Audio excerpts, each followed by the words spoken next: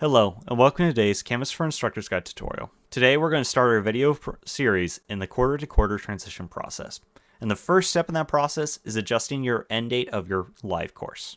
Now, one thing to note with data integration is that most of your courses didn't get an end date because they are reliant on that quarter end. Now, hopefully within the future, there'll be more on the backside so that you don't have to worry about adjusting this end date. However, for some of these quarters where we don't have data integration ongoing, you need to make sure to be aware of when your course actually ends so that if you're allowing students to still submit work, they're still able to submit work.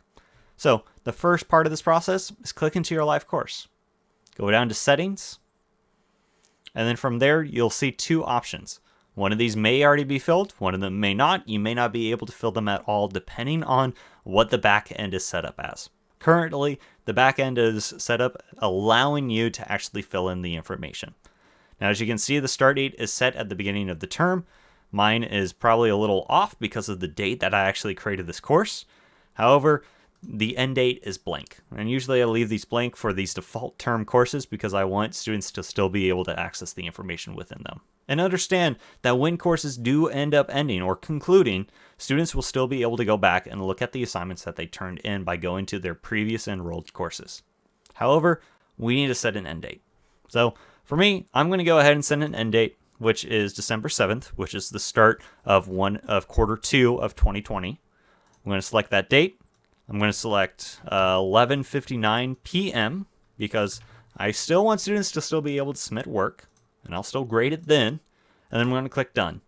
Now, when you do enter in this date, you will get a notification icon, which is just saying, hey, this course ends at midnight. This day is the last day that students are going to be able to submit work, just to let you know.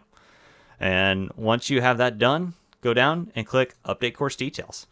And just like that, your course is updated with the new end date. So on December 7th at 11:59 p.m., this course will archive or conclude, and all participants within the course will be unenrolled from the course, but they'll still be able to go and access the course information.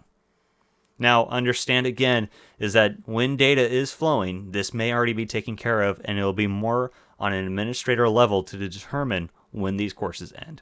Currently, all courses assigned to a default term are never set to end. Courses that are set to, for example, quarter one, are set to end in February of 2021. So one thing to note is just be aware of what term your course is actually set in. And if you have questions, please feel free to reach out to either the Teaching and Learning Department, Technology, or your school's point of contact to ask those kind of questions. With that, please continue watching the video series to help you through the processes to take for this quarter-to-quarter transition series. With that, have a great day.